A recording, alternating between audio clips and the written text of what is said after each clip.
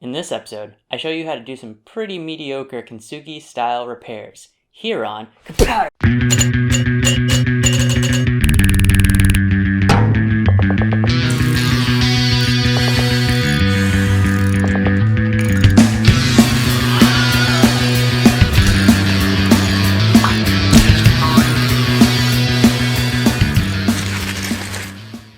So Megan has broken a lot of dishes in our house.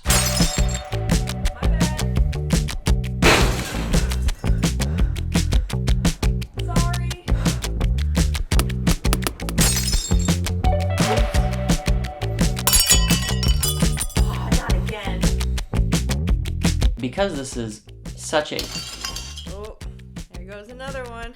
Because this is such a commonplace thing in our household, eventually I started collecting a lot of the broken things. The reason I bothered doing this was because I wanted to try something called Kintsugi. For those not in the know, Kintsugi is a traditional Japanese style of repairing broken things using resin and gold powder. This is not just a method to actually repair things, it's also a philosophy, seeing the beauty in broken things. Something Megan knows a lot about. Get it? Because broken on the inside?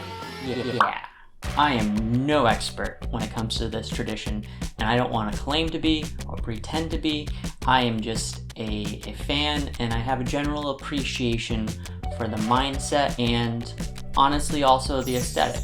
Because I'm an ignorant idiot, I've decided to instead direct you to a bunch of awesome resources down in the description that involve much more of the rich history of Kintsugi as well as the traditional methods. Because today, we're not doing the traditional method. For one, I'm probably allergic to the resin. Most people are. But besides that, in this video, what we're going to be doing is a DIY method I picked up from another YouTuber named Alex.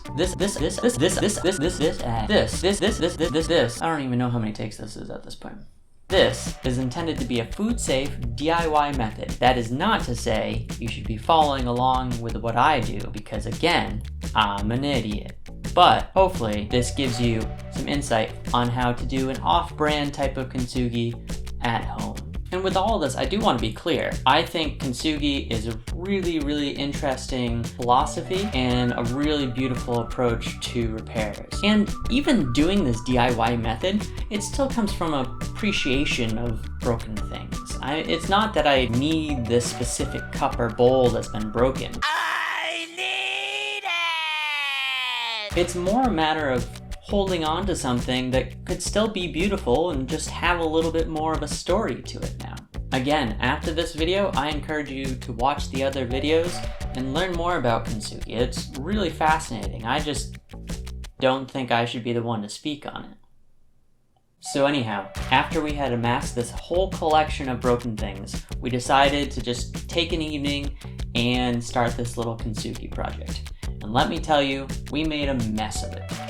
But I enjoyed it. It was fun, and it's definitely something I wanted to try again. Now, a little peek behind the curtain, this is my second take. Initially, I had filmed all of this dialogue before attempting Kintsugi again, but that was all out of focus. So I am filming again, and as a result, I know how it turned out, and it was pretty mediocre, but no less valuable to learn from. Very recently, Megan managed to break another cup. Well, to put it more accurately, she managed to break a cup we had already repaired. But it didn't break along any of the repair lines from the previous incident. So I figured it was worth a shot doing it again. And there was a couple other pieces from last time that we really never finished up, so I figured I would do those again as well.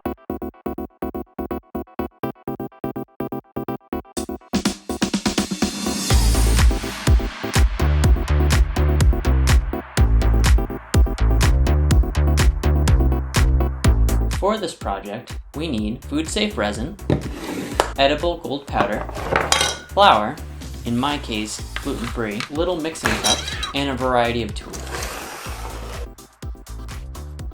Here are a few of the items that we attempted to repair last time.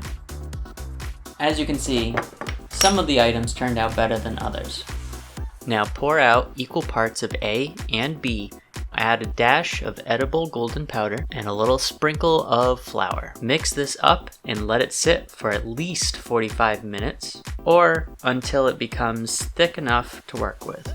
Theoretically, the flour is supposed to be helping stick everything together until the resin fully cures. It's also supposed to be helpful in spots that are missing larger chunks. So far though, this hasn't been my experience. While you're waiting for the resin to thicken, you can start preparing each surface with a bit of sandpaper. I end up using 220 grit for this, but you could probably use anything you have lying around. With the resin now thick enough to work with, I started filling in gaps. Then, I began lightly coating the pieces before putting them together. Occasionally, I would also use a bit of tape to hold things in place.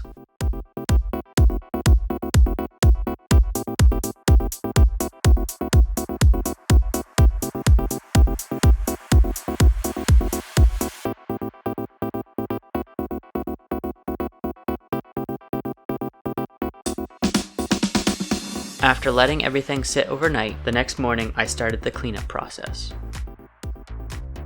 Cleanup is probably the only area where I managed to actually learn my lesson from last time. Because I made an active effort not to make too much of a mess, I had very little trouble cleaning up. Well, I hope you learned something new, and for better or worse, that you give this one a shot. It was a lot of fun, and I'm sure I'll be doing it again sometime soon. But until next time, try something new.